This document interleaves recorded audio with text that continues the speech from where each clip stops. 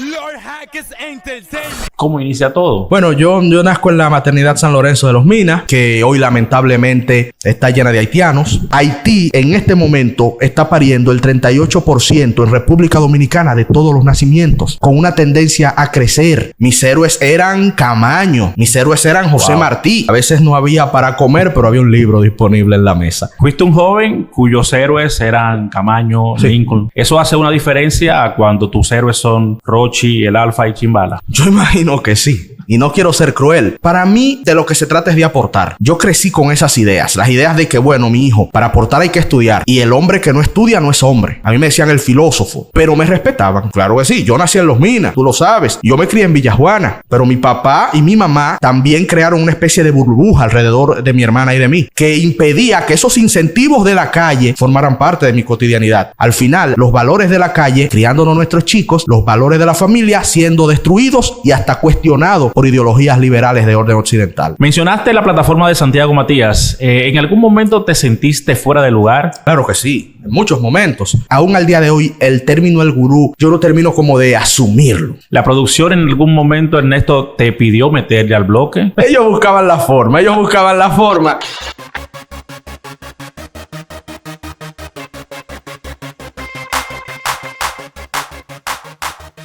Bienvenidos a otro episodio de Más Allá de las Redes. En esta ocasión, muy complacido, contento porque tengo la oportunidad, gracias a Dios, de conversar con un hombre a quien considero muy inteligente.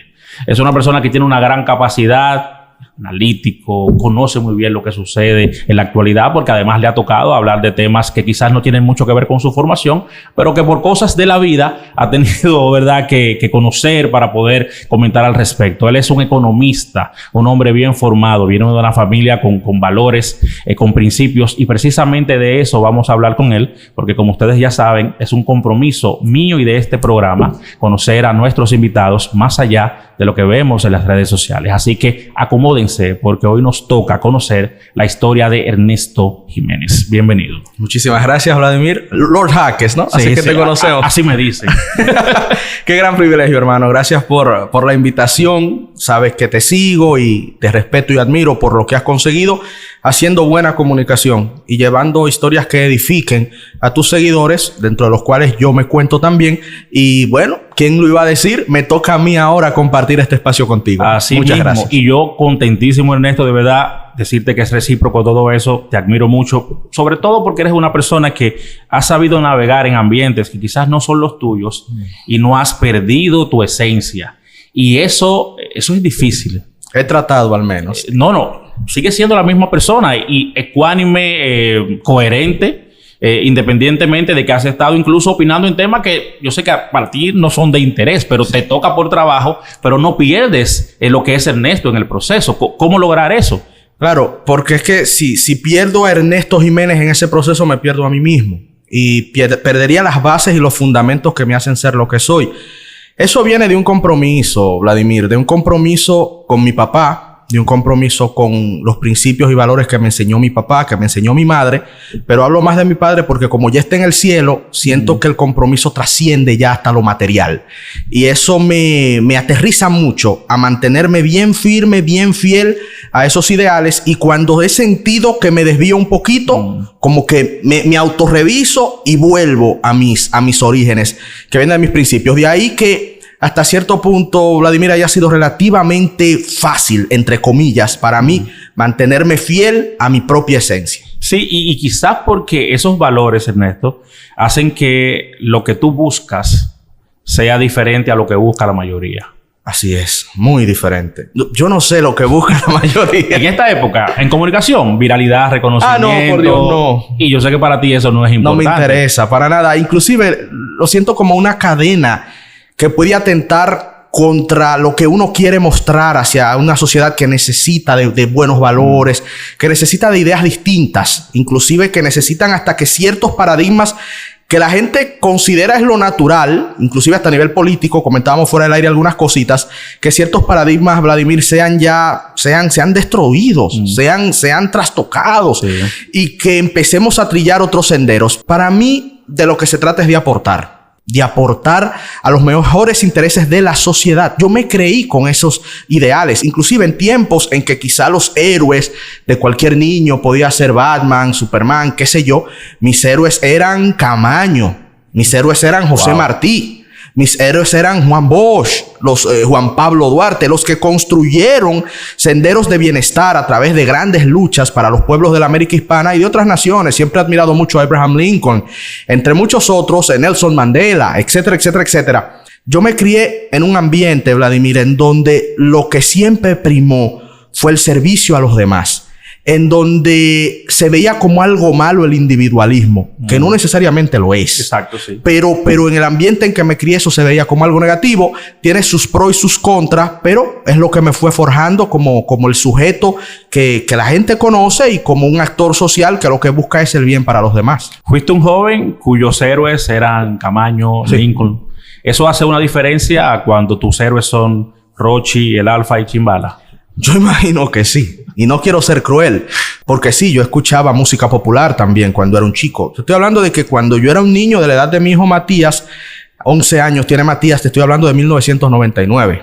Entonces, para esa época, el mundo era muy distinto a lo que cualquier chico que esté viendo esta entrevista conoce hoy. Estamos hablando de una era en donde no existían estas redes sociales.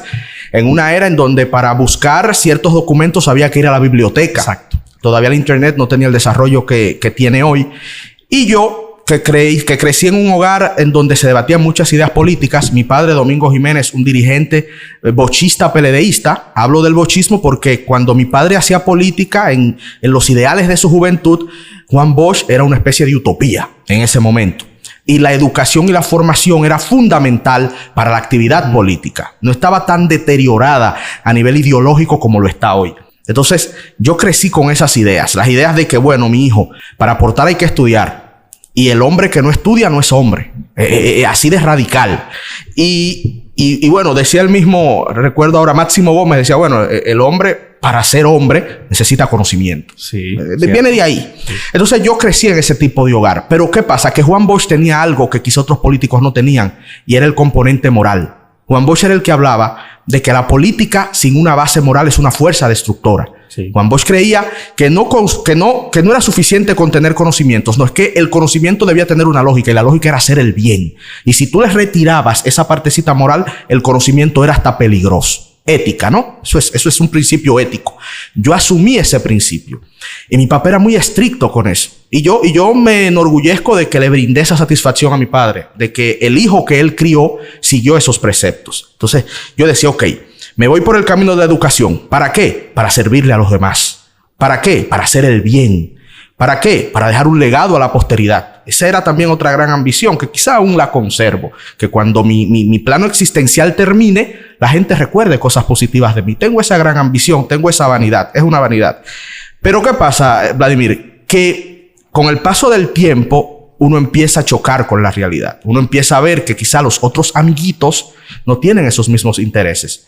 Y tú mismo te alienas, te apartas, te ven diferente. A mí me decían el filósofo en ese tiempo en el colegio, porque me veían como algo raro. Este es el tipo que lo que vive leyendo, este es el tipo que te habla de Marx, el tipo que te habla de Lincoln, etcétera. Pero me respetaban. Entonces ahí venía la otra cosa. Entonces cuando tú me dices de Rochi, de esa juventud, bueno, el tema está en que en este momento este incentivo que la sociedad le está brindando a nuestros jóvenes está muy lejos del incentivo bajo los cuales yo crecí. Y obviamente en aquel tiempo habían otros incentivos nocivos. Claro que sí. Muchos. Claro que sí. Yo nací en Los Minas. Tú lo sabes.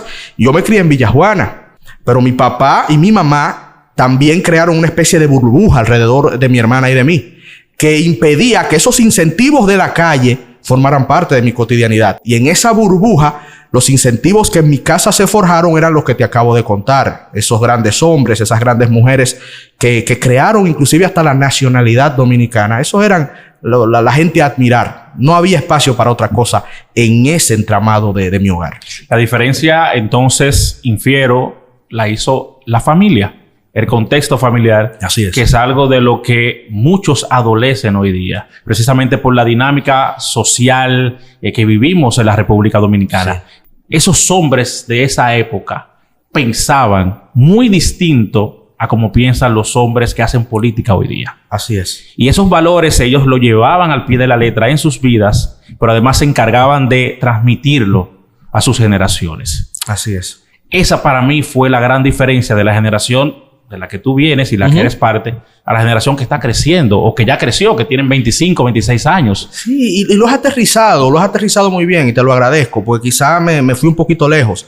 El asunto de eso es que, vuelvo a los incentivos, Vladimir. En economía trabajamos mucho el tema de los incentivos. Inclusive los economistas pensamos que los humanos nos movemos por incentivos. Sí. A veces la gente cree que recompensa. Así es, lamentablemente. Y no solamente económico. No, exacto. De todo tipo. Reconocimiento, Ernesto, sobre ejemplo. todo. Claro. ¿Qué movía a esos hombres y mujeres en la política de los 60, de los 70, de los 80? Las luchas por las libertades civiles.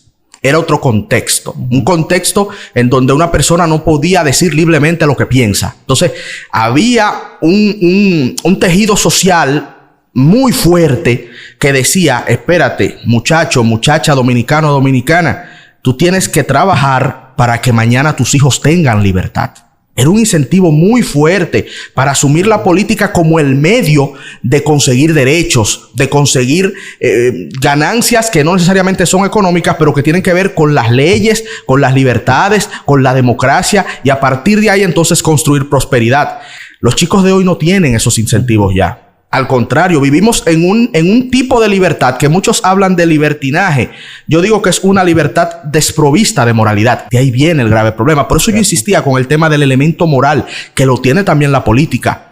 El incentivo de un muchacho meterse a político en este momento, lamentablemente, es material. Así es. Lamentablemente. Material e individual. Individual, claro, para resolver sus problemas de él y de su familia. Y el político que no lo resuelve, le dicen tonto con P.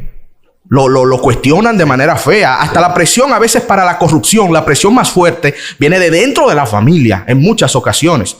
Entonces, hermano, esa generación, que es la generación de mis padres, tenían otros ideales porque era otro contexto y habían otros incentivos que no se tienen hoy. ¿Qué yo considero debe hacerse para que los jóvenes puedan tener o puedan reencauzar estos incentivos distorsionados? Hay que volver, hermano, a la función social de la familia. ¿Por qué? Y aquí inclusive yo puedo hablar hasta de Dios. Porque lamentablemente la familia en Occidente está siendo cuestionada, está siendo atacada. Yo hablaba que hasta el hecho de parir se ha desromantizado. Hay tendencias ideológicas que ponen el plano papá, mamá, hijo, hija como algo anticuado. Y qué peligroso es eso. Muy peligroso. Muy peligroso. Otro tema que atañe a República Dominicana, el bajo nivel educativo.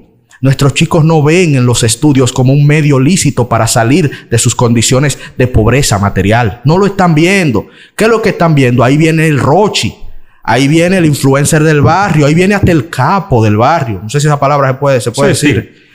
Y es así, es la verdad. El modelo de éxito distorsionado. Sí. Sin los incentivos pasados de lucha por la libertad, esto se ha vuelto una competencia de a ver quién tiene más. ¿Y cómo yo logro tener más? Trabajando con el que vende esa sustancia en el barrio. Me compro los tenis Jordan, tengo la noviecita, tengo la pinta. Pero ven acá, hermano mío, ¿qué te dice papá y mamá? No, bueno, papá no se sabe dónde está. Y mamá con 17 años ya tenía 3 muchachos. Entonces, al final, los valores de la calle, criándonos nuestros chicos, los valores de la familia siendo destruidos y hasta cuestionados por ideologías liberales de orden occidental. Entonces, es complicado, hermano. Y terrible. Y da miedo. Da miedo. Cuando uno lo analiza, da mucho miedo, sobre todo por todas estas distorsiones. Como decías, en síntesis, la política era un vehículo a la libertad. Sí. Y a la prosperidad, pero no a la prosperidad individual, sino a la prosperidad social. Así es. Eso no existe. Para nada. Y por lo tanto, como eso no existe y tenemos una familia en el concepto que nosotros manejamos hoy día inexistente, fraccionada, distorsionada, entonces las cosas se ponen en color de hormiga. Es así. Y es parte de las cosas que yo le agradezco a mis padres. Te comento algo más de mi infancia.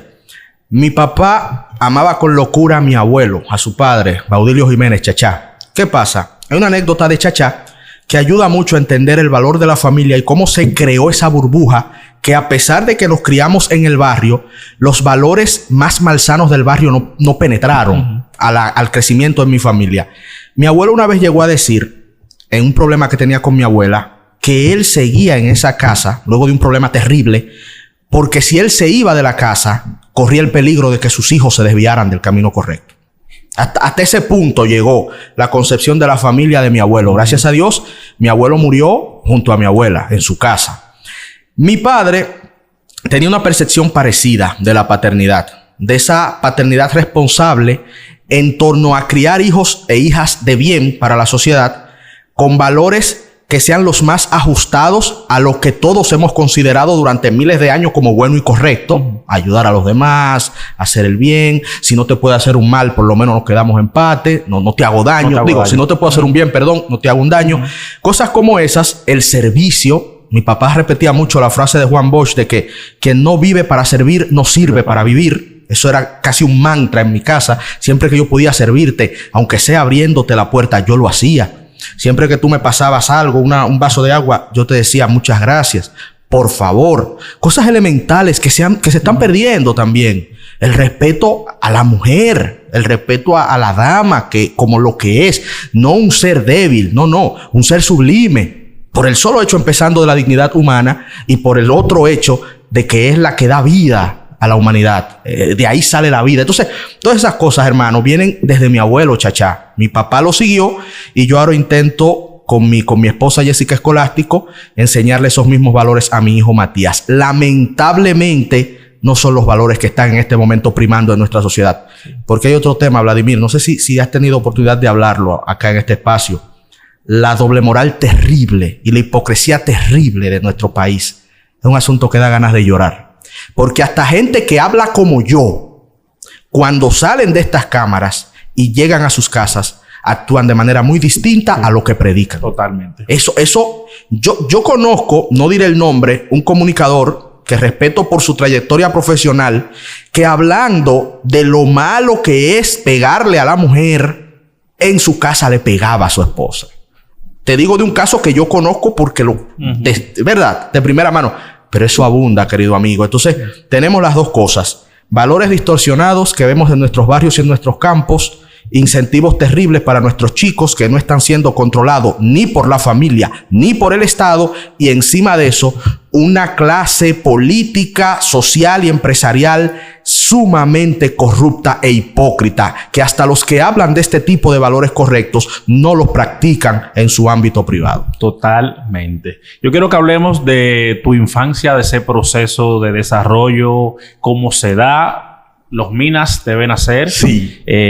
¿Cómo inicia todo? Bueno, yo nazco en la maternidad San Lorenzo de los Minas, que hoy lamentablemente está llena de haitianos. Lamentablemente es otro problema terrible, que yo he dicho que es un drama existencial del pueblo dominicano, pero bien, ese no es el tema. Pero en ese momento la realidad era muy distinta. Una barriada empobrecida, mucho más que ahora. En aquel entonces, una familia muy, muy humilde, pero que siempre cultivó el hábito de la lectura y el respeto del conocimiento. A veces no había para comer, pero había un libro disponible en la mesa. Y Dios me da la gracia de nacer en ese entorno. Nos mudamos temprano de Los Minas. Yo no me crié en Los Minas. Por eso siempre digo, yo nací en Los Minas y me crié en Villajuana. Pero en un proceso de mudarnos en par de barriadas, termino en Villajuana.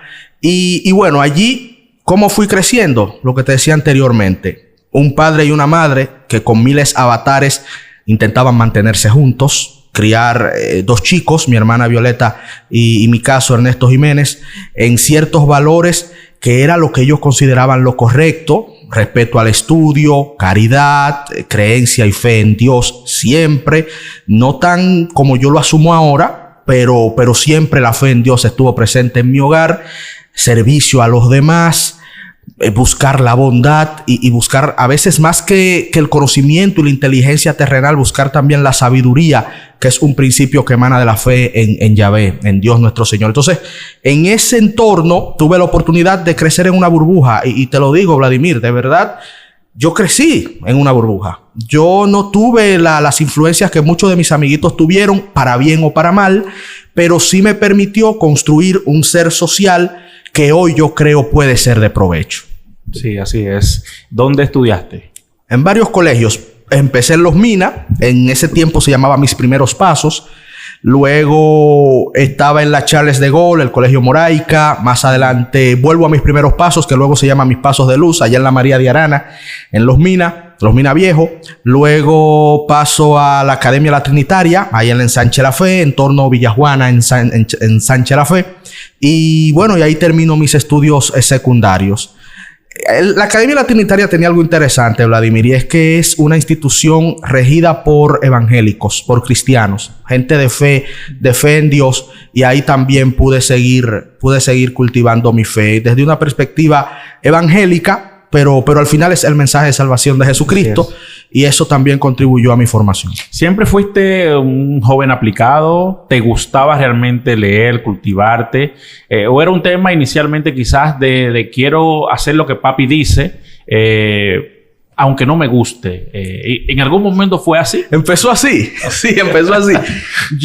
El tema es que yo siempre tuve un amor y un respeto muy alto por mi papá. De verdad que sí. Y en principio yo lo hacía porque quería hacer sentir a mi papá orgulloso. Pero luego le tomé cariño. Le tomé amor a la lectura que a mí me gustaba. Que eso es algo que con mi hijo Matías le estoy buscando la vuelta. No es tan sencillo de buscarle cosas que a él le guste leer. Porque si tú haces de la lectura algo tedioso, el incentivo al chico es a que no lo haga. Sí, okay. ¿Entiendes? Porque cada vez que le hablen de lectura, piensa en algo terrible. Entonces, es buscar qué te gusta. A mí siempre me gustó la historia. Entonces, ahí tuve ya una facilidad, por lo menos en los esfuerzos de mis padres, de que yo leyera, la facilidad estaba dada porque los libros de historia, como tú muy bien sabes, son de los más fáciles de conseguir, de los más fáciles de absorber a nivel de conocimiento. Tú lees una fecha y que en esa fecha pasó tal cosa y de ahí tú sacas 10,000 lecciones posibles. Es fascinante. Es fascinante el mundo de la novela. Bueno, me fui por el lado de la novela histórica. Me fascina la novela histórica. Y ahí yo obtuve el entretenimiento a través de la lectura, pero unido a un nivel de aprendizaje que como te digo, Vladimir, es lo que me ha hecho lo que soy hoy. Claro, las gracias eternas a Dios primero, pero a las enseñanzas de mis padres. Yo siempre recuerdo que, bueno, cuando yo crecí, el leer era parte, independientemente de que en tu familia no tuviéramos, bueno, en mi familia, hablando de manera particular, no teníamos a nadie profesional como para emular. Mi padre salió de la escuela en 6º grado y mami detuvo los estudios para criar a sus hijos, aunque luego retomó los estudios y se hizo licenciada, hizo maestrías y 30 años en educación. Pero yo recuerdo que, por ejemplo, El Siglo, el periódico El Siglo, sacaba ediciones de libros. Sí. Por ahí tengo todavía una edición que salió en El Siglo de Robinson Crusoe de Daniel Defoe, por ejemplo. Uno de mis libros favoritos de aventuras. Sí. Tremendo. Esa edición fue la que yo leí. Esa mismita. La leí y la conservo, la misma, para que sepas. Porque eso para mí fue algo importante. Y yo recuerdo que pasaban personas vendiendo y alquilando libros, paquitos, en los barrios. O sea, eso se veía antes. En una sociedad menos desarrollada, con menos poder adquisitivo. Y aún así la gente invertía en leer. Sí. ¿Por qué rayos eso no sucede en la actualidad? Se ha dado algo interesante y gracias por mencionarlo, porque mira, en el caso de mi madre también le doy gracias a Dios de que ella hizo algo parecido a tu madre. Mi madre pausó sus estudios y se dedicó a criar a los chicos. Inclusive en un momento en que mi padre cae en una crisis y pierde el empleo, mi madre era la que trabajaba y llevaba el pan a mi casa. Y luego de que ya mi hermana y yo teníamos cierta edad, cierto desarrollo, ella vuelve a la universidad y hace esa misma historia. Se gradúa de licenciada en Derecho, hace maestrías y ahora es una eminencia en Derecho Civil, gracias a su esfuerzo. Wow. Pero yo también le tengo que agradecer de que tuve a mi madre en mi hogar. Que es algo, Vladimir, por eso te digo, el tema de la sociedad moderna es tan complejo porque inclusive modelos como ese son vistos como algo retrógrada. Arcaico. Que una mujer sacrifique su carrera para criarle unos muchachos a un hombre. Porque te lo ponen de esa manera. No, esa mujer está haciéndole la mayor inversión que se le puede hacer a su criatura amada, que es darle una educación, hogar e intelectual de calidad. Eso no, yo no tengo con qué pagárselo a mi madre y sé que es tu caso también. No, yo tengo dos buenos ejemplos. Mira, tuve a mi madre para criarme cuando ya yo estaba en el bachillerato. Mi madre retoma los estudios y estuvimos en el mismo liceo. Papi me inscribe en un liceo nocturno donde estudiaba mi mamá y donde él era el portero. Para que tú sepas. Y mi madre estaba en tercero de bachillerato y yo estaba en primero. Y el ejemplo de que mi madre continuara los estudios, luego se graduara y luego me ayudara a mí a ir a una universidad cuando yo decidí que quería estar en una privada para aprovechar mejor el conocimiento, eso fue trascendental. Su ejemplo me inspiró a continuar. ¿Te das cuenta? No, inmenso. Yo tuve las dos cosas. Y qué bueno, ¿no? Ahí tenemos algo parecido. Pero volvemos al centro de todo, que es la familia. Sí, mi familia estaba. Mis padres estaban. Gracias. Los valores estaban. Eso es lo que lamentablemente hoy muchos jóvenes no tienen. No, y ahí volvemos al tema de hoy.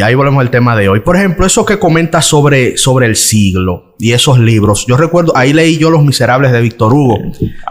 Tengo una anécdota que Joni Estrella llegó a hacer en otro programa, de que yo, cuando empiezo a leer el libro, cuando termino, tú sabes que Jean Valjean pierde la vida al final. Bueno, spoiler alert, Jean Valjean muere. Y yo voy a donde mi padre llorando desconsoladamente. Yo, papá, pero como una persona tan buena, todo lo que ese hombre sacrificó para ayudar a los demás, como Víctor Hugo me lo mata. Porque yo acusé al autor, yo acusé a ese gigante, sí, egregio escritor francés romántico, Víctor Hugo. Y yo, ¿por qué lo mató? No entiendo. O sea, como que yo digo, ¿qué mundo es este? Que el bueno, mira cómo termina. Y nada, mi padre me consoló y me explicó una lección dura de la vida. Y mi viejo me lo decía mucho. Mi viejo me decía, mi hijo, mira, la vida es muy dura. Y cuando tú vienes de la pobreza, cuando tú tienes este color de piel, la vida es más dura aún, mi hijo. La vida no siempre va a recompensar la bondad. No siempre lo va a recompensar. Y eso es algo con lo que yo crecí también y lo he aprendido. Uno intenta hacer el bien, Vladimir, no buscando que los demás lo retribuyan, porque estaríamos sometidos a grandes decepciones. Uno lo hace porque es un principio de humanidad y de fe. Así es. El bien se vale en sí mismo. No necesita esperar una recompensa. Y es lo que está pasando ahora. Hasta eso se ha tergiversado. Te digo algo. Yo estaba en un programa y yo hablaba del valor del sacrificio. Y a mí me cuestionaron. Yo decía, el matrimonio es un sacrificio. ¿Pero cómo va a ser? El matrimonio no puede ser un sacrificio. El matrimonio debe ser por amor. El matrimonio debe ser felicidad. Y cuando eso ya no está, debe terminar el matrimonio. Yo digo, no, todo lo contrario. El amor tú lo construyes dentro del matrimonio. El amor se trabaja. Y en el trabajo hay sacrificio. ¿Qué es el sacrificio? El sacrificio es un valor que enseña otorgar algo por un bien mayor. Eso es sacrificio. Otorgar algo por un bien mayor. Una madre se sacrifica su tiempo, sacrifica sus recursos para criar bien a su hijo. El sacrificio tiene una recompensa. Un trabajador, nosotros estamos sacrificando tiempo para brindar un contenido que espero sea edificante. Esa es la recompensa. El mundo moderno inclusive ve el sacrificio como algo negativo, cuando durante toda la historia de la humanidad se ha sabido que las cosas buenas solo se logran con sacrificio. Para que vea lo distorsionado que estamos. Eso mismo pasa con la juventud. Queremos gratificación instantánea, dopamina rápido, y mientras más rápido, mejor. Sin sacrificio. Sin sacrificio. No vemos lo que tú, gracias a Dios y a tu trabajo, has logrado. Lo queremos, pero no vemos el proceso y el trabajo que hay detrás de todo eso que viene desde tu formación, como muchacho, como niño, desde tu hogar, eso no lo vemos, no. Queremos el resultado. Pero como no quiero hacer el proceso y lo que solo me interesa y la lógica de mi vida es solo ese resultado material, pues yo lo voy a buscar a como dé lugar. Y el incentivo social a través de estas cosas es conseguir el resultado a como dé lugar. Después que lo tienes, ni pregunto ni me importa cómo lo conseguiste, ni me importa el daño que tuviste que hacerle a los demás. Entonces, ante ese nivel, y vuelvo, insisto, con los incentivos, por eso hace la palabrita de esta conversación, lo traigo muy de las ciencias económicas, para que la gente entienda por qué vamos tan mal. Se han distorsionado los incentivos sociales para lograr las cosas y nuestros chicos lo han asumido como los que más. Y qué pena, hermano. Sí. Mencionaste el tema del color de piel, algo que te decía tu papá. ¿Tú piensas que en tu caso el conocimiento ha minimizado esas barreras que automáticamente genera ese color de piel? Claro. Yo siento que en mi caso no.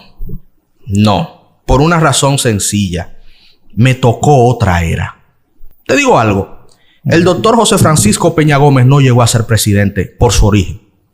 Por su origen. Eso está claro. Uno de los líderes políticos más grandes que ha tenido este país. Sin haber llegado a ser presidente, es considerado el líder de masas más importante en la historia de la República Dominicana.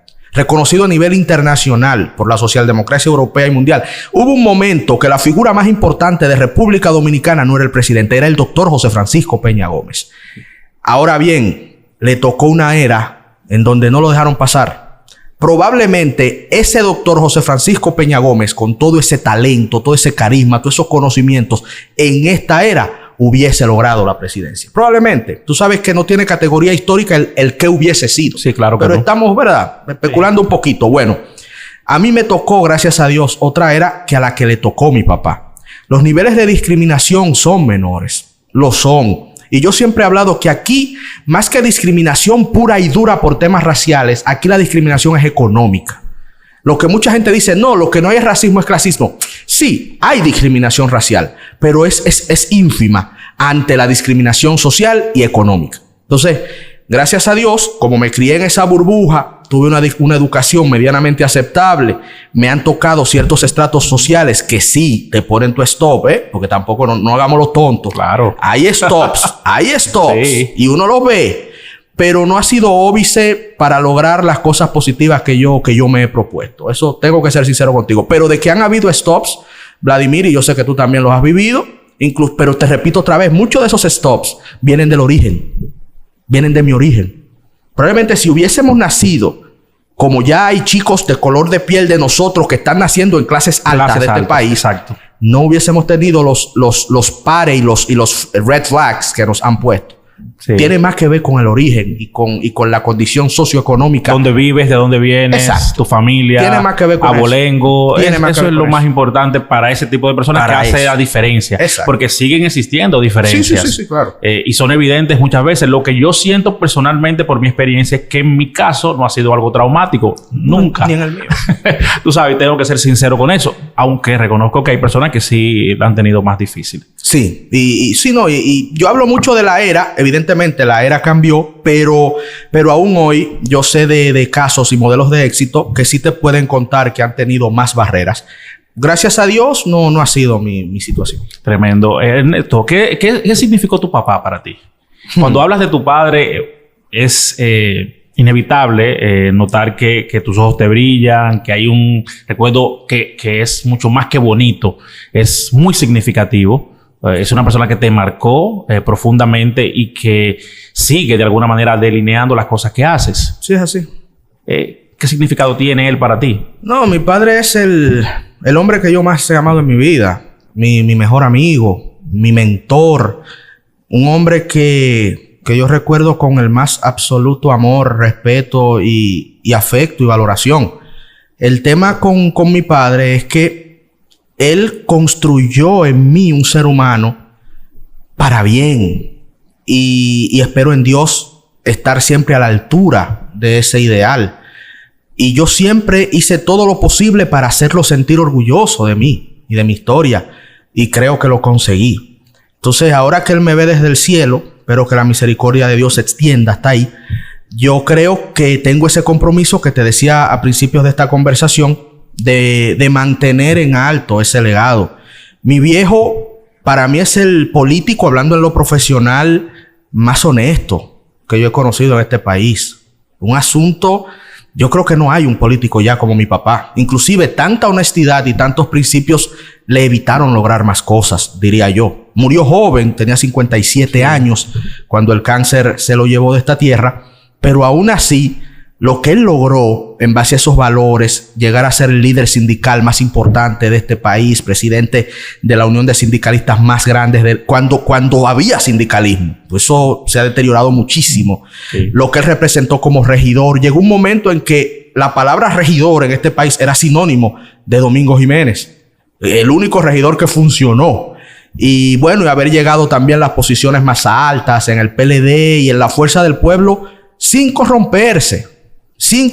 Y la mayor prueba de que no se corrompió, independientemente de lo que algunos amigos pudieran pensar, es que el legado que mi papá me dejó a mí no es material.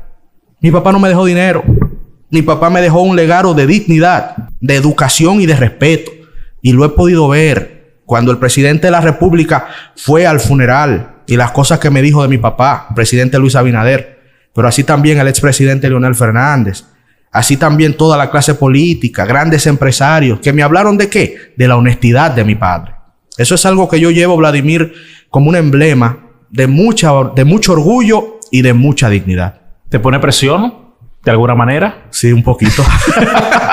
Un poquito. Porque hay que estar a la altura de las circunstancias, ¿verdad que sí? En este caso, tú tienes que estar a la altura de tu padre y un poquito más allá, Trato. Me pone presión, sobre todo, Vladimir, porque antes mi papá veía todo lo que yo hacía a nivel de comunicación. Todo. Él estaba pendiente de todos mis programas.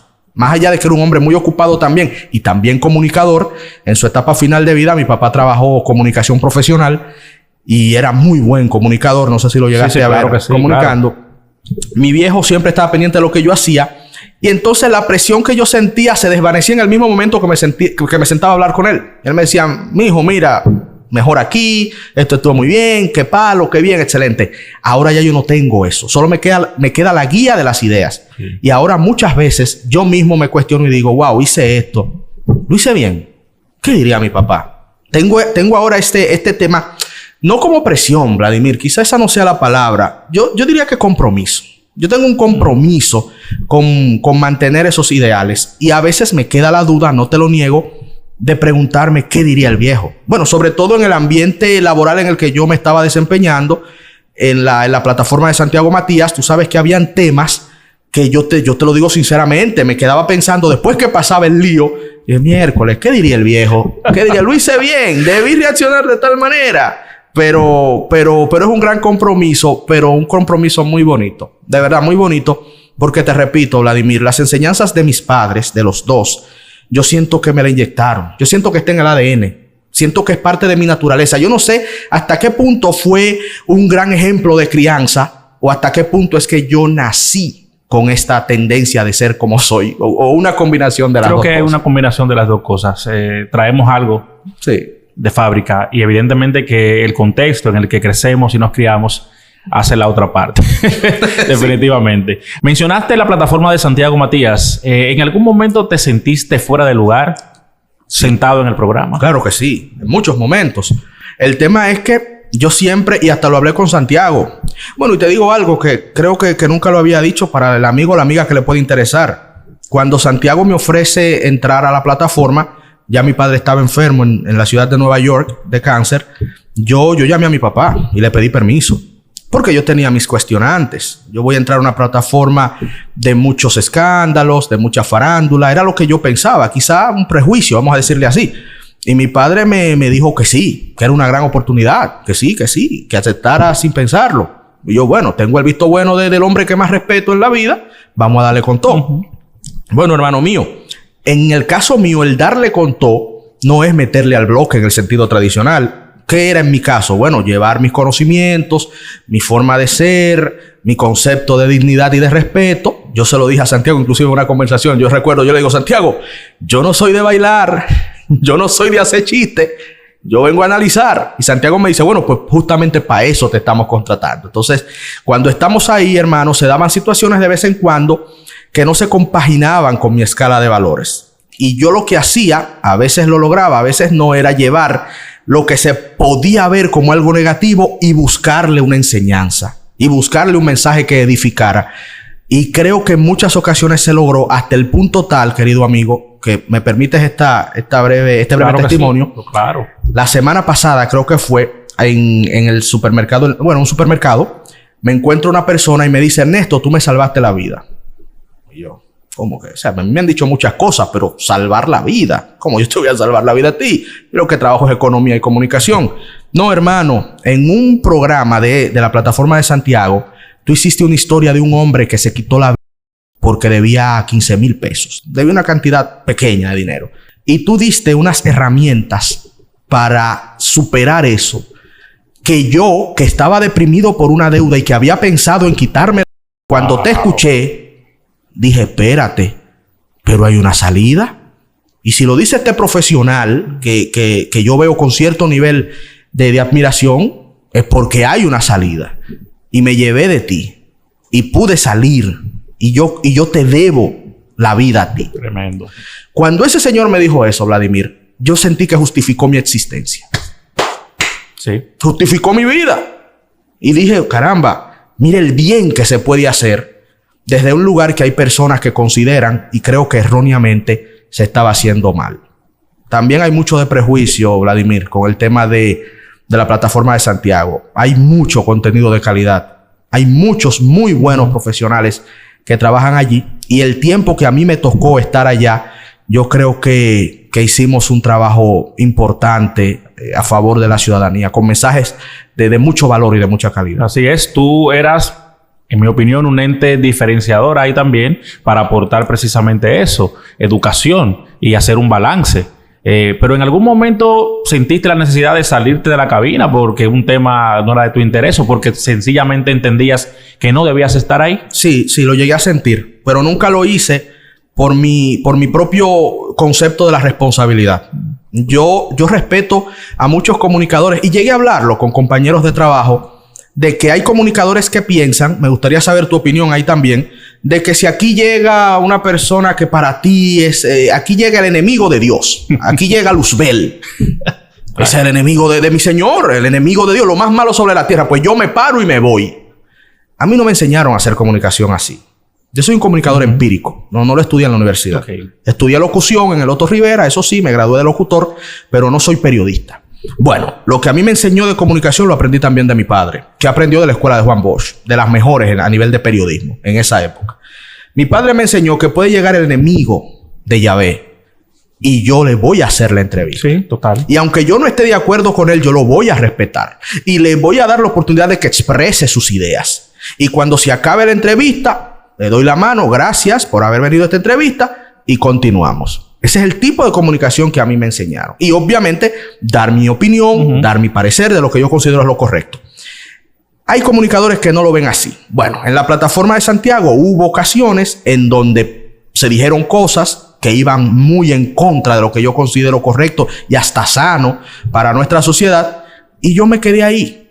Que si se veía en ocasiones, quizás yo ponía una cara. A veces yo no soy buen actor. Si me siento mal, se nota. Si me siento bien, se nota. Y ponía una cara, hacía unos gestos, bueno, en ocasiones llegué a llevar la contraria, en ocasiones no, pero siempre con respeto y siempre con ese sentido de profesionalidad. Por eso nunca me paré y me fui.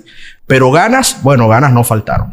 Ya, ¿eso contribuyó en alguna medida a que decidieras salir de la plataforma? Si supieras que no, y gracias por la pregunta, he escuchado amigos y he leído amigos decir como que uno sentía que estaba en un lodazal.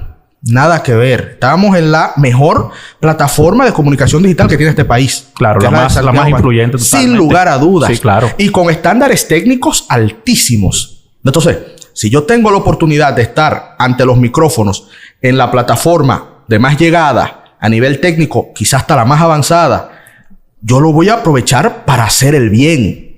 Que quizá haya un tema de entretenimiento, porque también hay que diferenciar las cosas. La farándula es un contenido de entretenimiento.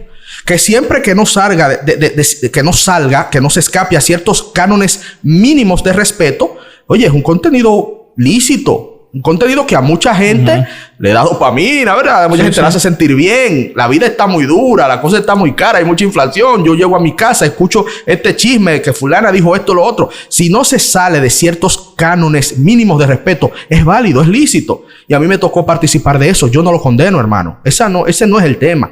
El tema es que hay ciertos estándares que uno debe ponerse a uno mismo de dignidad y profesionalidad. Y siempre y cuando eso se respete, se puede llevar la relación laboral en paz. Si de alguna manera eso se transgrede, entonces lo más sano es cortar. Entonces yo entendí que en un momento el rol que yo debía desempeñar no era lo que la producción entendía, era el rol que yo debía desempeñar. Y por lo tanto, sentí que lo más sano y respetuoso, inclusive hasta para mantener el respeto y la hermandad que mantengo, era terminar la relación laboral. Por ahí va la cosa. Entiendo. Y te digo algo, la admiración, el respeto y la valoración de parte y parte, gracias a Dios, se mantiene justamente porque siempre nos manejamos de esta manera. Sí, y además tú estabas en varios programas, te vi. En 3. Además de Esto No Es Radio. Y en todos esos programas, el nivel también del trabajo que se hace es diferente. Sí. Son programas que aportan Evidentemente, en uno de ellos en particular, esto no es radio, el ingrediente farándula cada vez es más presente, pero es por la naturaleza misma de lo que la gente demanda. Así es. Pero ellos no sobrepasan los límites. No. Hay un manejo adecuado ahí. Y pienso que tú siempre te mantuviste a la altura, siendo tú, que fue lo que destaqué al inicio. Así es. O sea, nunca cambiaste tu esencia. Por eso la gente te respeta, te valora y nunca te perdió el respeto. Gracias a Dios. Y le agradezco eso al público, Vladimir. La verdad que la gente me ha tratado de una manera tan bonita y con tanto afecto que yo creo que ni me lo merezco. Tanto cariño, hermano, y tanto respeto. Pero es lo que yo trato también de dar. Quizás es parte de esa misma forma en que hacemos comunicación. Y en cuanto a Esto No Es Radio, lo decía ayer y lo digo hoy. Es el mejor programa que tienen las mañanas en la República Dominicana. El mejor programa radial de variedades de las mañanas sigue siendo Esto No Es Radio. Y ahí siguen personas que yo aprecio y admiro muchísimo. Ahí sigue Ariel Santana. Ahí sigue el cuarto bate Pedro Manuel Casals. Ahí sigue Gaby de Sangles. Ahí sigue Ramón Tolentino. Probablemente el periodista en este momento de mayor pegada que tiene esta sociedad. Sí. Y ahí siguen una serie de profesionales a nivel técnico y a nivel de producción que son maravillosos. Y hay un elenco nuevo. Hay nuevos chicos que se han integrado al programa que no estuvieron en mi etapa, que también aportan mucho valor. Entonces, el asunto está en saber deslindar las cosas, hermano. Saber hasta dónde llego yo, para qué fui yo a esa plataforma. Y en el momento en que yo sintiera que no se trataba de lo que yo represento y de lo que yo soy, lo mejor es seguir por los caminos que estamos siguiendo en este momento. La producción en algún momento, Ernesto, te pidió meterle al bloque. Ernesto, métele un poquito. Ellos buscaban la forma. Y a veces yo hasta me divertía porque había que desdoblarse un poquito. Sí. Yo siempre lo medía hasta donde no iba en contra de mis principios. Por eso te decía ahorita, en ocasiones yo salía de un bloque y yo decía, ven acá, ¿qué diría el viejo de esto? Recuerdo que una vez me puse una pantufla. Ahí tengo a la chiquita, mi esposa. Eso es lo más lindo que hay, Vladimir. Dios bendiga a mi esposa Jessica Escolástico y aquí ando con Matías también. Y me recuerdo a mi esposa, porque ella se rió mucho con esto, porque me puse una pantufla de honguito. No honguito guau. No, yo sé, honguito del de Mario. El de Mario Bros. Y me pongo, oye esto, una pantufla, un pantalón corto de tela, una chaqueta y una camisa. Wow. Y hago una pose rarísima con unos lentes, creo que de Finding Nemo, buscando a Nemo. Y hermano, uno hacía eso y era, ¿qué te digo? Era una chanza. Sí, claro. Era una chanza hasta sana. Pero más allá de eso, que sí, eso fue la producción. A mí nunca se hubiese ocurrido. Pero más allá de eso, tratamos siempre, hermano, de llevar contenido sano, contenido bueno, contenido que dejaran una enseñanza, un mensaje, contenido que puede ver un niño de 10 años como un adulto de 80. Y al final, qué lindo que la gente lo ha valorado con tanto entusiasmo y con tanto respeto. Llamaba la atención ver a Ernesto con un libro en sí. Por ejemplo. Y tú sabes que me llamó la atención desde el primer momento que te apodaran el gurú. Porque, ¿sabes qué yo sentí? Que, wow, y es difícil porque mucha gente entendería que es algo positivo, pero yo lo veo como una deficiencia. Y es que nosotros no tenemos muchos referentes en comunicación de personas que entendamos son intelectualmente destacables. Es así. O sea, lo que te dice eso es... Es así. Adolecemos de personas inteligentes, que la gente reconozca como inteligentes. Y yo decía, no es que está mal, pero a mí me llevaba a hacer una reflexión. Yo sé que quizás nadie pensó en eso, pero por mi naturaleza y por mi formación, yo inmediatamente, eso fue lo que hice, reflexionar al respecto. Y dije, wow, tenemos que... Ernesto es brillante, pero yo quisiera ver más de eso. Sí. Para que no sea como una novedad, sino que sea la norma. Mira, hermano, bueno, tú eres brillante, porque ese mismo análisis yo lo llegué a hacer. Aún al día de hoy, se lo decía a mi esposa, creo que ayer o antes de ayer, aún al día de hoy, el término el gurú, yo no termino como de asumirlo. Como no me termino de sentirlo. No, ya eso es marketing y está bien. No, ya sí. Está bien. Ya sí, pero en mi fuero interno... Asúmalo. No, claro, ya, ¿qué voy a hacer? Pero en mi fuero interno no. Por eso mismo, porque yo decía, ven acá, pero ¿cómo que el gurú? O sea, la cantidad de jóvenes que yo conozco eminentes aquí en República Dominicana, que yo tengo que sentarme a tomar lápiz y papel y aprender de ellos. Hay muchísimos. Sí. ¿Cómo que yo soy el gurú? Pero no expuestos. No, para nada. Eso es. Inclusive con cierta aversión a la exposición. No quieren exponerse por muchas cosas que trae la misma exposición. No todo es flor, ¿verdad? No todo es rosa. Pero bueno, el tema viene porque Joni Estrella llega cuando yo entro a Esto No Es Radio, Joni llegaba de la India, un viaje que había hecho para promocionar una película en aquel momento, y yo justo entro el mismo día que vuelve de la India Joni Estrella. Entonces Ariel Santana viene con ese repentismo maravilloso, impresionante de Ariel, un cerebrazo. Ariel viene y dice, bueno, Joni llegó con un gurú de la India. Entonces tú sabes que el gurú es una figura, es un maestro, un gran maestro hindú en temas de moral, de religión y de vida diaria. Y bueno, este negrito, con el pelito medio cosita, tiene flow, como que tiene el flow, ¿verdad? Hablar de economía y de historia y de cosas. Y el nombre caló. Te digo, hasta el día de hoy yo me siento medio cosa con el nombre, pero hay personas que antes de Ernesto me conocen como gurú. Y me dicen así en la calle, hey, gurú, tal cosa, gurú, lo otro. Pero nada, aprovecho, hermano, para anunciar que pienso hacer un canal y tendré que usar el nombre. Claro. A nivel comercial. No lo deje de hacer. No tengo que. Entonces, les invito, amigos y amigas, a que estén pendientes del canal de YouTube de Ernesto Jiménez el Gurú. Vamos a ver qué sale de ahí. Abuso un poquito de tu confianza para hacer este anuncio. Calidad es lo que saldrá de ahí. Gracias, hermano. Así que desde el primer momento a suscribirse, yo seré el primero. Ernesto, quiero hablar contigo de un tema que para mí tienes raíces muy importantes en la historia y que quizás mucha gente malinterpreta, sobre todo hacia afuera, y es el tema haitiano, República Dominicana. Sí. Yo muy joven tuve la oportunidad, gracias a Dios, de salir de la República Dominicana y conocer muchos países latinoamericanos. Y siempre me hacían el cuestionamiento de por qué los dominicanos teníamos tanto rechazo hacia los hermanos haitianos. Y me decían, colombianos, argentinos, peruanos, panameños, mucha gente joven con la que me codié en esos años, en movimientos juveniles, me decían insistentemente, ustedes se parecen, ustedes son lo mismo. Hacia afuera nos ven como lo mismo. De hecho, dicen, comparten la misma isla. Es la isla de ambos países y se parecen mucho. Y yo les decía, con 18, 19, 20 años, somos muy diferentes. Muy diferentes. Hay temas culturales muy marcados que nos diferencian.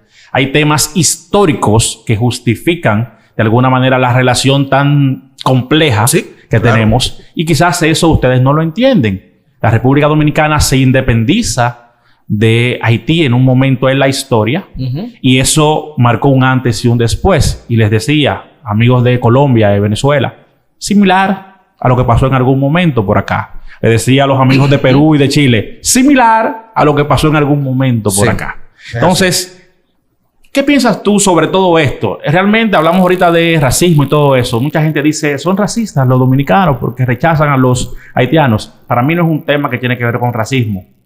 Es un tema que tiene para mí, repito, raíces históricas y culturales. Sí, es un tema cultural, histórico, social y económico. Muy complejo, muy amplio. Yo tuve la oportunidad de estudiar en Chile. Y en ese momento, te estoy hablando de hace cerca de 15 años, en Chile se planteaba ese tema. Y yo les explicaba. Yo les decía, miren, el problema que ustedes tienen con Perú, por ejemplo, es muy distinto. ¿Por qué? Porque aunque el chileno se siente blanco y ve al peruano como indígena, más allá de eso, hay un tema cultural que los une. Sí, ambos pueblos tienen centros a nivel étnico de indígenas puros, tanto Chile como Perú, ambos. Pero la base, digamos que teórica, fundacional de ambas naciones, viene del colonialismo español, la lucha contra el colonialismo español. Naciones de judeocristianismo bien arraigado, naciones de un sistema institucional similar, como todas las naciones de América Latina. Eso no se da con Haití y República Dominicana. Yo les explicaba. ¿Cierto? ¿Qué sucede? Lo que pasa en República Dominicana no tiene parangón en ninguna otra nación del mundo. A este país de ingresos medio alto le toca convivir con la nación más pobre del hemisferio occidental. A nivel histórico, La lógica del nacimiento de la República Dominicana es la separación de Haití. De un Haití que había hecho ¿qué? Durante 22 años de ocupación. Había intentado abolir el idioma español. Había atacado a la Iglesia Católica, que en ese momento lo regía casi todo a nivel social. Había atacado los fundamentos del mestizaje y el coloniaje español que le daban razón de ser, que creó lo que hoy se llama pueblo dominicano. Ellos lo atacaron. Entonces, en la separación hubo un divorcio, no solo físico, hubo un divorcio institucional y cultural insalvable. Años de pobreza, de dictaduras y de 10,000 cosas hicieron que Haití llegara a un grado de degradación cultural que los ha llevado a destruir hasta sus bosques. Haití tiene en este momento cerca de un 1.6% de cobertura boscosa. Wow. No hay bosques. Se han comido sus ríos. Los que quedaban, las élites que quedaban, se fueron huyendo. Tienen un tema étnico-racial porque otra cosa, y ahí tendría que irme más lejos, la Revolución Dominicana tiene un contenido ideológico de búsqueda de la libertad, de búsqueda de la democracia. La Revolución de Duarte, ¿verdad? La Revolución del Overthrow, la de Haití, principios del siglo XIX, tiene un contexto racial.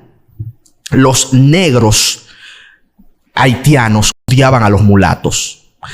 Pero la élite mulata odiaba al negro. Y tanto el mulato como el negro odiaba al blanco. Sí.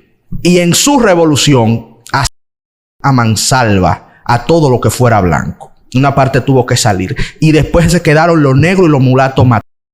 Ese no fue el tema nunca de República Dominicana. Entonces, te estoy mezclando muchos elementos que yo le explicaba a los amigos en Chile, que ellos lo están entendiendo hoy. Yo te voy a decir rápido el hoy allá en Chile. Pero bien, vuelvo aquí. ¿Qué pasa con nosotros los dominicanos? Cuando empezamos a crecer como nación, sobre todo después de la Revolución de Abril, viene Balaguer, viene la pacificación a sangre y fuego, empezamos un camino de crecimiento que Haití nunca logró tener. Entonces, esas diferencias marcadas de orden racial, esas diferencias culturales en donde inclusive el catolicismo dominicano que viene de España no lo tuvo nunca Haití. Nunca. El nivel de explotación del negro africano en Haití no lo tuvo nunca aquí Santo Domingo. El blanco francés no se mezclaba con el negro. Y cuando lo hacía, intentaba ocultar el asunto. Habían hasta asesinatos para no reconocer hijos. 10,000 cosas que pasaban. Que aquí no, aquí se dio un mestizaje. Un mestizaje casi horizontal por la pobreza misma del blanco que tenía de que al escablo negro, pero eran los dos súper pobres. Sí. ¿Entiendes? Entonces, esas cosas fueron diferenciando, inclusive hasta el negrito. Este negrito que ustedes ven aquí es muy distinto al negro haitiano en historia, en cultura, en concepción de la vida, en fe, en concepción de las instituciones. Esas diferencias marcadas de concepción hace que la integración sea muy difícil, porque entonces el haitiano que viene a Santo Domingo viene con todo ese bagaje de prejuicios, de formas distintas de ver la vida, de forma distinta de ver las instituciones, y no se integra. Como no se integra, arma pequeños guetos dentro de la misma República Dominicana, en donde ellos siguen trayendo sus familiares, no se integran a la sociedad y crean bolsones de pobreza y miseria que se traducen hasta en niveles de enfermedades y de estadísticas sociales que deprimen las estadísticas propias de los dominicanos. Otra cosa, como la frontera está abierta y el Estado Dominicano en eso ha sido débil, el que quiere venir de Haití entra. Y encima de eso hay mafias que por dinero los traen en autobuses, le pagan a militares, le pagan a guardias, llegan aquí, paren en nuestros hospitales por un tema de derechos humanos, se les atiende el parto, pero se va dando una suplantación poblacional que está trayendo a República Dominicana en masa personas con una mentalidad muy atrasada, inclusive a un concepto preindustrial de cómo debe funcionar una sociedad. Y agresiva. Es también incompatible y con prejuicios, porque hay ideologías que vienen desde el famoso Jim Price Mars, ideologías que le han inculcado a sus chicos de que la isla es una indivisible y que la isla la debe controlar Haití. Yo he mencionado muchos elementos para que el amigo y amiga de fuera entienda lo siguiente. somos muy distintos. No necesariamente. A nivel étnico lo somos, pero está bien. Estoy dejando eso de lado, ¿eh? Me estoy quedando con lo social, lo cultural y lo histórico. Y la convivencia se hace imposible. Encima de eso, la República Dominicana no es un país rico. Exacto. La República Dominicana no tiene capacidad para absorber a sus propios jóvenes en el mercado laboral. Nuestra economía no puede absorber a nuestros propios jóvenes. Imagínate a más de 1.5 millones de extranjeros. Algunos dicen que 2 o de 3. Un país de 10.8 millones de dominicanos mal contados. No los podemos ni siquiera absorber. Es una población que está sobrecogiendo. A nivel de tasa de natalidad, si me está viendo desde el extranjero, Haití en este momento está pariendo el 38% en República Dominicana de todos los nacimientos, con una tendencia a crecer, mientras que las dominicanas tienen una tendencia a parir menos por una condición natural del desarrollo y de las libertades. Las mujeres, por un tema de independencia, hay que ponerlo entre comillas, y de libertad productiva, no quieren tener hijos porque es un peso económico, es parte de las ideologías que se están vendiendo. Entonces, en Chile, y con esto concluyo, lo están entendiendo ahora. En ese momento, hace 15 años yo les explicaba, no me entendían. Me tacharon hasta de racista. Algo que para mí era hasta ridículo. ¿Por qué a este negro me está diciendo racista con otro negro? No tiene que ver con eso. No lo vean. No es por color. Para mí no es por color. No tiene que ver con eso. Es con todo lo que he explicado y hay cosas que se me han quedado. ¿Qué pasa ahora en Chile? Que tienen el grito al cielo. ¿Por qué? Porque tienen una migración haitiana que para nada se compara a los niveles de la nuestra. Allá le llegaron 10,000 y algo y se estaban volviendo locos y descubrieron lo siguiente. Esos 10,000 y pico no se integran. Tienen una cultura muy diferente a la cultura de higiene que tenemos los dominicanos. Voy por ahí, ¿verdad? Uh-huh. Tienen una cultura tribal porque nunca lograron organizar un estado. A nivel educativo, la educación haitiana es una élite muy reducida, menos del 3% de la población, que sí son muy bien educados, hasta mejores que muchos dominicanos. Pero la mayoría de esa población no sabe leer y escribir. Su concepto de religión es distinto al concepto que tenemos nosotros los que salimos de las colonias españolas. Democracia, eso es chino para ellos, no tienen idea de qué es eso. Su forma de aglomeración social es distinta a las nuestras. Somos demasiado distintos y ya lo están entendiendo los chilenos y no están siendo capaces de absorberlo. Y como no son capaces de absorberlo, lo quieren expulsar. ¿Qué es lo más terrible de todo? Y perdona que me extendí, Vladimir. Lo más terrible es que la hipocresía imperial, la hipocresía de las grandes potencias se expresa en el intento de que la República Dominicana cargue con una culpa que tienen los Estados Unidos, Canadá, Francia, que obligó a Haití a pagar millones de euros, bueno, al día de hoy euros, para poder proclamarle su independencia, para aceptarle su independencia. Francia obligó a Haití a pagar. O sea, esas grandes potencias dicen, no los queremos. No los podemos integrar. Sabemos que hay una concepción de esa nación por pobreza, ¿eh? Todo esto viene de la pobreza y la falta de educación. No es que son menor ni peor que nadie. Son muy pobres y muy poco educados. Entonces tienen una mentalidad de comején. Lo destruyen todo. Lo destrozan todo porque no saben hacer otra cosa. Entonces no los queremos en nuestro país. Que lo cargue la República Dominicana. Tienen esa campaña internacional, tienen esa presión, que aceptemos refugiados, que nacionalicemos de manera masiva, poniendo en peligro la estabilidad que tantas nos ha costado, poniendo en peligro el futuro de mi hijo Matías, el futuro de tus hijos, poniendo en peligro lo que hoy conocemos como pueblo dominicano. Por eso yo he insistido últimamente, Vladimir, mucho con este tema, porque siento que las autoridades están siendo muy irresponsables y siento que muchas ciudadanas y ciudadanos dominicanos estamos siendo muy insensibles, como que no estamos poniéndole la atención que amerita un drama que yo considero está en juego la existencia misma del pueblo dominicano. La estabilidad. Todo. De este país. Todo. Hay quienes dicen que tenemos en este momento una intervención silenciosa. Se habla de la invasión de partos. Uh-huh. Sí, claro. Tú recuerdas lo que Gaddafi le decía a los europeos. Gaddafi le decía, los vamos a conquistar con los vientres de nuestras mujeres. Claro, pero recuerda las escuelas también. Claro. ¿Qué pasa aquí? Aquí no hemos sido capaces de regularizar una población trabajadora que es necesaria. Porque la migración no es mala per se. La migración es natural, es consustancial a la naturaleza humana. Se dice a nivel científico que el ser humano surge en esta zona de Noráfrica, parte Oriente Medio, una parte dice que por ahí, otros científicos hablan de que surgimos del África subsahariana, pero venimos de esa área. Quiero abarcarlo más amplio. Y durante procesos migratorios que llevaron miles de años, nosotros poblamos la tierra. Esa es la teoría científica más aceptada. La migración nunca va a parar. Tenemos en Estados Unidos cerca de 1.5 millones de dominicanos. El asunto está en que los estados deben controlar la migración para que luego la migración no sea un problema existencial para el Estado. Exacto. Eso es lo que no hemos podido nosotros lograr. ¿Por qué el Estado debe controlar la migración? Porque el Estado tiene como lógica garantizar la libertad de los ciudadanos que viven dentro del Estado. Y si el Estado no puede garantizar dicha libertad, el Estado no tiene razón de ser y va a colapsar. Una implosión interna. Eso es lo que está pasando. Ese es el peligro de lo que está pasando acá. Haití no tiene un Estado. Haití es un Estado fallido a toda regla. No tienen un poder ejecutivo funcional. Bueno, primero no tienen la concepción weberiana, Max Weber. El Estado debe ejercer el monopolio de la violencia. No lo tienen. No controlan su propio territorio. No hay Estado. No hay Tribunal Supremo de Justicia porque fue descabezado. No hay Congreso porque no se han hecho elecciones desde hace ya más de 8 años. Descabezado. Presidente. El primer ministro lo pusieron los gringos.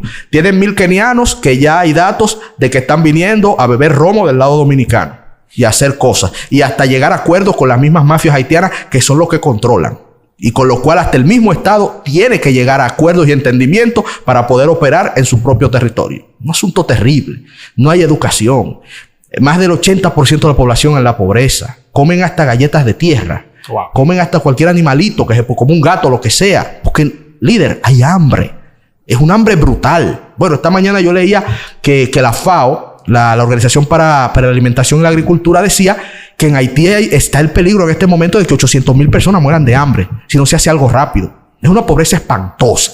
Entonces, ante ese escenario, el Estado dominicano debe hacer todo lo posible para garantizar la estabilidad del pueblo dominicano. Hacemos uso y acopio de un ideal de humanidad y de auxilio hasta donde eso no le haga daño al pueblo dominicano. En el momento en que la humanidad, la teoría humanitaria le hace daño al pueblo dominicano, entonces esa teoría humanitaria debe aplicarse a favor del pueblo dominicano. Revertirse. Porque si cae el Estado dominicano, si colapsa el Estado dominicano, entonces en vez de tener un Estado colapsado y uno que ayuda un poquito en esta isla, tendremos 2 estados colapsados, 2 tragedias poblacionales que ¿dónde van a terminar yendo? A Estados Unidos y a Europa. Eso es lo que ellos tampoco están entendiendo. Ellos lo que deben es apoyar a República Dominicana en todo lo que puedan para República Dominicana absorber la parte que ya absorbimos hace rato. Los 200,000 o 300,000 que necesitamos para nuestra industria ya los tenemos. Ahora, los 1.5 o 2 millones de ilegales hay que devolverlos a su país y trabajar en Haití. Trabajar para crear hospitales en Haití, para brindar seguridad en Haití, para crear escuelas en Haití, para otorgarles a los haitianos la posibilidad de levantarse ellos con su propio esfuerzo y su propio trabajo, pero no echárselo encima a la República Dominicana, porque va a colapsar la República Dominicana. Lo que me duele, porque yo entiendo los intereses de los gringos. Los yanquis y los europeos están pensando en ellos.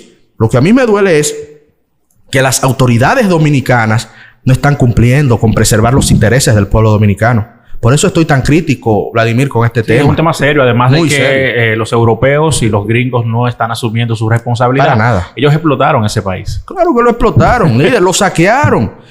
La revolución haitiana, por eso te digo, fue una cosa violenta. Es tan triste que hasta cuando se declara la Declaración de los Derechos del Hombre y del Ciudadano en Francia, luego de la revolución de 1789, esa declaración de libertad para todos los hombres no contaba para los haitianos. Es un asunto que da hasta tristeza. La revolución haitiana está justificada. Que esos esclavos se rebelaran contra sus amos hasta de una manera muy brutal, muy sanguinaria y muy violenta. Eso se lo buscaron los franceses. Ahora, nosotros no somos culpables de eso. Y de que luego de esa proclamación independentista, ellos hicieron todo lo posible para hacerle la vida miserable a ese pueblo. No es culpa de nosotros. Las intervenciones de los Estados Unidos, que siempre terminaron dejando más miseria en ese pueblo, no es culpa de la República Dominicana. Entonces, ellos están siendo muy hipócritas, queriendo echarnos el problema encima y no asumiendo su responsabilidad. Pero te digo otra vez, Vladimir, yo como dominicano, yo no tengo que exigirle a Joe Biden. Biden es el presidente de Estados Unidos. Yo le exijo a mi presidente, a Luis Abinader, y le he hecho la pregunta: presidente, ¿qué usted está haciendo para preservar el futuro de mi hijo? Para preservar la identidad y los valores del pueblo dominicano. Lo hago con respeto, hermano, porque es que esto es demasiado serio y cada vez peor, Vladimir. Cada vez, yo te hablé de la maternidad San Lorenzo de los Minas. La mayoría de los partos son haitianos. Cuando yo nací hace 3 décadas no era así. No era así. Una amiga mía de la maternidad, que trabaja en la maternidad La Altagracia, la que está atrás de Unive, Sí.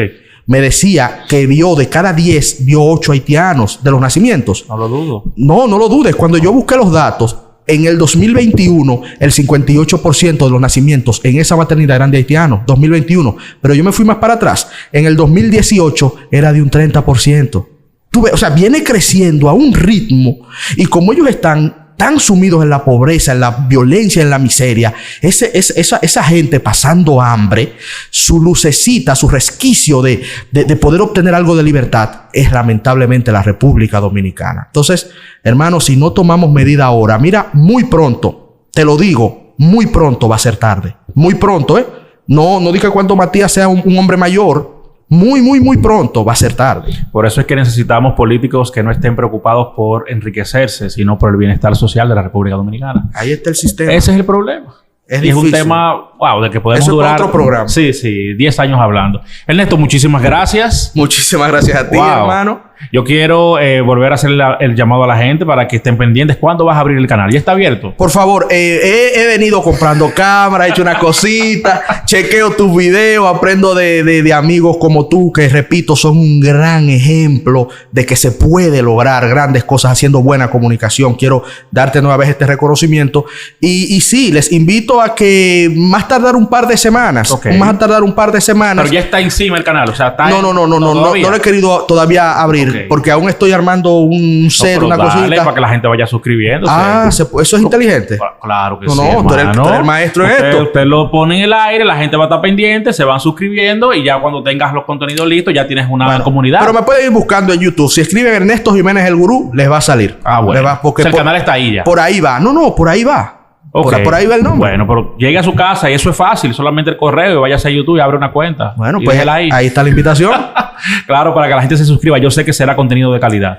Vamos a hacer todo el Definitivamente. esfuerzo, hermano querido. De verdad que sí. Y permíteme reiterarte el agradecimiento, reiterarte la admiración que te tengo y agradecer a todos los amigos y amigas que a lo largo de esta carrera nos han dado mucho apoyo y pedirles que sigan apoyando el contenido que tú haces porque es un contenido de mucha calidad y que deja muy grandes lecciones. La verdad que tú eres un entrevistador impresionante, hermano. Es mucho lo que se puede aprender de ti. Muchas gracias. Y tú eres un gran comunicador, un gran economista y un gran ser Gracias, humano, hermano. sobre todo. Y eso es lo más importante. Gracias, Señores, Dios te bendiga. Ernesto Jiménez, el Gurú.